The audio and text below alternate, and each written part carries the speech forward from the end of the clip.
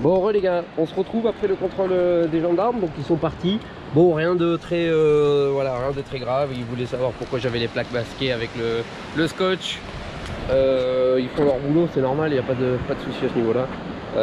Donc voilà, donc ouais, voilà, niveau moteur, il n'y a rien d'autre à truc. J'ai quand même pas de bol. La dernière fois, je suis monté dans la vallée. Les flics anti-drogue, paf, ils m'arrêtent avec la voiture. Allez, paf, encore là. En fait, c'est tellement tape à l'œil ce genre de bagnole, sachez-le, que vous serez tout le temps, dès qu'il y a des forces de l'ordre, j'ai rien contre vous, hein, messieurs l'agent, mais vous serez toujours arrêtés. Après, c'est normal, c'est des véhicules où les gens font les cons, donc forcément, voilà. Comme il m'a dit, ne faites pas le con, et voilà, il n'y a pas de souci à ce niveau-là. Je roule, limitation, il n'y a pas de problème. Les gars, on se retrouve pour parler de l'intérieur de cette voiture. Donc, Peugeot, pour faire la petite histoire.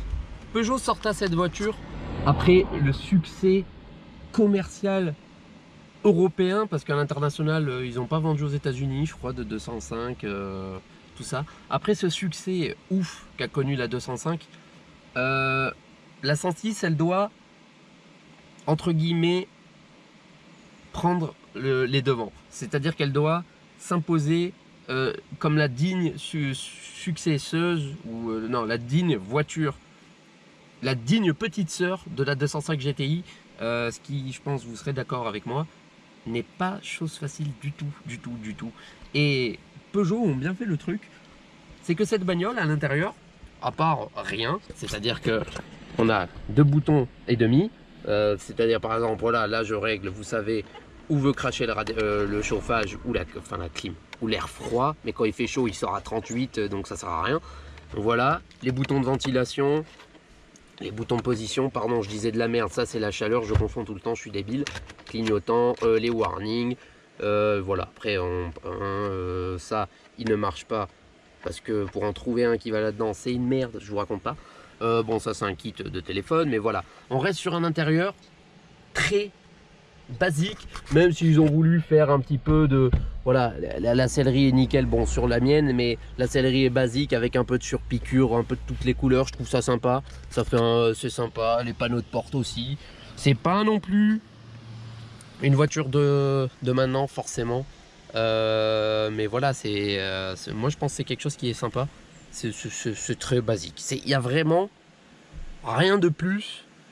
Mais c'est vrai que bon, on aurait peut-être aimé des choses maintenant avec tout ce qu'on voit sur nos voitures, avec des écrans, des trucs, des machins. Mais est-ce qu'on en a forcément besoin, les gars? Je suis pas sûr. Bon, mesdames et messieurs, après la présentation... Ah merde, mais attendez, ouais. Je me disais bien qu'il y a un truc qui n'y allait pas. Attendez, voilà, parfait. Après la présentation extérieur, moteur, tout ça, on attaque le col. Donc c'est des routes que je connais super bien, hein, sachant que je suis vraiment pas loin. Et après le contrôle de la marée chaussée aussi. Ils ont dit qu'ils allaient regarder, donc monsieur l'agent, messieurs les agents, salut à vous. N'hésitez pas à vous abonner, hein, c'est super important vu que je commence. Et vous avez des belles motos, vu qu'en autre véhicule j'ai une moto. Voilà. Dites-moi si un jour vous voulez une présentation de moto. Par contre je suis beaucoup moins connaisseur et bon conducteur, on va pas dire pilote parce que bon, même si j'ai fait du karting et tout, mais voilà, on va pas dire tout ça, mais voilà, donc n'hésitez pas à vous abonner, messieurs les agents, laissez un petit commentaire. J'ai enlevé le scotch, hein, j'ai retrouvé le rouleau d'ailleurs si jamais vous passez par là. Le rouleau il était sous un des 2 sièges, je crois. Donc voilà, donc là on attaque le col. Donc là je suis déjà venu voir des spécialistes ici quand j'étais jeune. Là on arrive dans une épingle super sympa. Après je pense que je vais vous la faire en descente avec la caméra sur la tête. Donc là tu tires un bon coup de cap, tu arrives ici, bon t'enroules. Mais avec une 2 roues motrices comme ça, t'as pas forcément de tirer un bon gros coup de câble. Ça vous sert forcément pas à grand chose. Voilà. Et après là on continue, on monte, on va arriver dans une longue ligne droite. Mais c'est très, vous voyez, je pense hein, que bon là ça roule un peu. Après je suis à 50 hein, donc forcément voilà, je suis pas non plus très rapide, je pourrais monter beaucoup plus fort que ça. Mais bon, la route est ouverte, il n'y a pas la place pour 2 véhicules, ou s'il y a la place, mais il faut beaucoup serrer, donc ça sert à rien d'arsouiller là-dedans. Mais voilà, c'est vrai que dans cette voiture, ce qui est sympa, voilà, c'est que Peugeot on fait une bonne petite sportive pour l'époque. Certes avec que 100 chevaux comparé aux 130 et aux 160 de la GTI 16, la 309 GTI 16, mais bon, c'est vrai que l'autre c'est une sportive, celle-là c'est une petite sportive, mais que tu sens que c'est né pour rouler là-dedans, parce que tu n'as pas besoin de forcément mettre les gaz pour, tu vois, ça monte sans problème. Et même là je suis déjà vite, tu vois, parce que s'il arrive quelqu'un dans un truc, t'es à l'aveugle, bah, t'es dedans. Après sur route fermée je suis pas vite, hein, là je me traîne, mais on le sent quoi. Mais un jour je vous ferai une vidéo où on ferme en amont la route et où on attaque plus. Je pense que ça pourrait être sympa, parce que comme ça on est sûr qu'il n'y a pas de véhicule et voilà. Bon bah les potes, ça y est, on est reparti. Donc la caméra est installée, on va faire demi-tour. Donc on va pas faire le con, voilà, regardez, tout à la roue libre.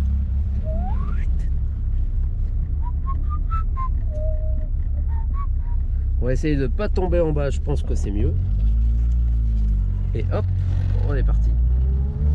Donc, comme je vous disais, je vais vous montrer que ça monte très très fort, hein, vers chez nous. On va peut-être fermer un peu la fenêtre pour que le son soit meilleur, parce que ouais, je suis désolé si le son n'est pas bon, parce que c'est le son de la GoPro et j'ai pas de micro qui va sur la GoPro.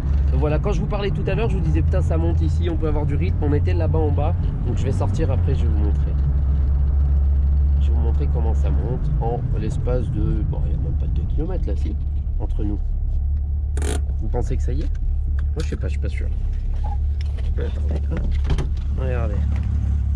Alors. Qu'elle se barre pas la voiture, ça serait con. Ah ben regardez, vous voyez les bagnoles en bas là-bas? Regardez comment ça monte, c'est hallucinant, non? Merde, j'ai pas éteint le moteur, quel con. Ah, je trouve que c'est putain de ouf comment ça monte. Regarde, on est là. Ah c'est putain comme il fait bon. Ça change des 35 hein. Voilà. Et vous allez voir comme ça descend. Je sais pas en fait si l'aperçu caméra va vous le montrer. C'est comme vous savez quand vous êtes très très vite à la télé, on dirait qu'une Formule 1 n'avance pas. Mais si vous êtes à 1 mètre et que ça vous rase, ben vous allez dire oh salope, ouais, c'est vrai que voilà. On va se faire la petite descente. Bon, on est tranquille, hein, je suis pas là pour marbrer ma caisse. Bon, même si j'ai déjà attaqué Franco à certains moments, au début où je l'avais, c'est un comportement très sain une 106. Faut juste se méfier du délestage de l'arrière en descente. C'est-à-dire si vous arrivez fort dans un truc comme ça, vous calez 2 rapports et que vous êtes vite, vous mettez un petit coup volant à gauche, là va falloir faire gaffe. Bon, ici on prend pas des vitesses astronomiques, mais sur des routes où il y a moyen de prendre beaucoup de vitesse, quand vous arrivez à du 120-130 dans un truc en grosse descente, ben, l'arrière va délester beaucoup. C'est normal, hein, l'arrière d'une 106 pèse que dalle. Et d'ailleurs c'est là que toutes les 106 se sont scratchées, c'est à cause de la raquette, hein, c'est-à-dire que quand le cul il est tellement léger que ça tape une fois, 2 fois et commence à rebondir, ça fait gauche, droite, gauche, et après le mec il terminé. Enfin terminé. C'est possible de le rattraper, mais il faut avoir un peu de cul et des sacrés bons réflexes. Ça m'est déjà arrivé d'en rattraper sans me vanter quoi que ce soit.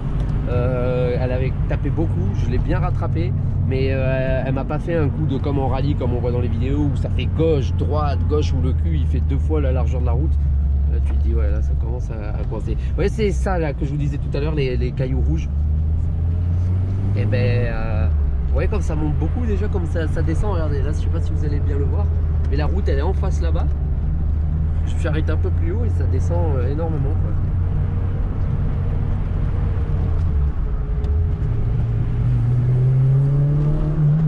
Après je connais pas bien la route non plus.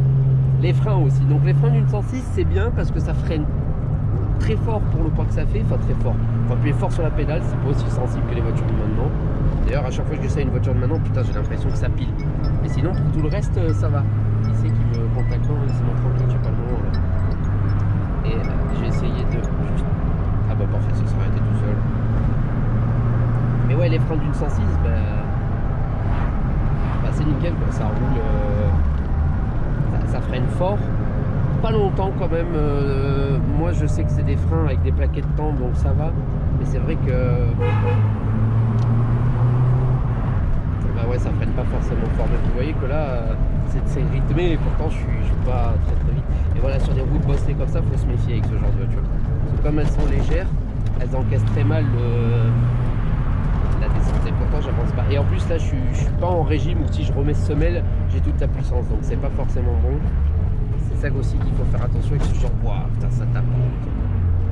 Calmer un peu, j'ai pas envie de bousiller ma voiture. Mais ouais, c'est.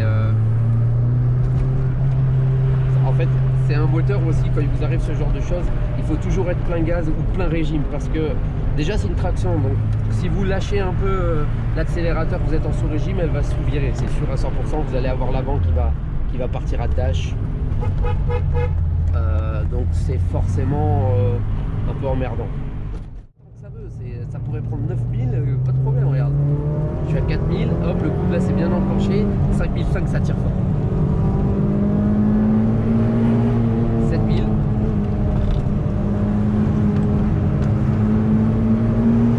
Tu peux rester longtemps, c'est très, très joyeux dispo comme moteur, c'est-à-dire que tant que vous tirez dedans, nickel. La boîte aussi, du beurre, on tient un peu le frein, hop, on peut recaler. J'ai pas fait double débrayage, j'ai pas eu le temps. Vous voyez, c'est...